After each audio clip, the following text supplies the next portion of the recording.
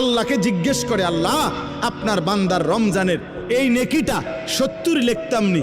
আল্লাহ বান্দার দিকে তাকাইয়া যখন দেখে গুনাহ থেকে মুক্ত, আল্লাহর জিকিরে তার জিব্বা ভিজা, আল্লাহর মহব্বত তার কলিজার মধ্যে, সুন্নাত মোতাবেক তার জীবন, আল্লাহ তখন বলে না 70 না 700 লেখো, 700, 7,000 লেখো, 70,000 লেখো, 7 লক্ষ লেখো, 70 লক্ষ লেখো, 7 কোটি লেখো, 70 কোটি লেখো, 70,000 কোটি লেখো।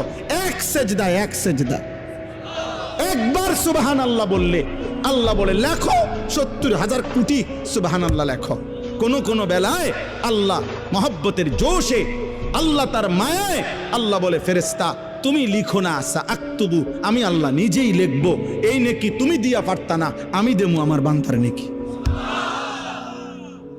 বলেন বাপ, বলেন। আহাজ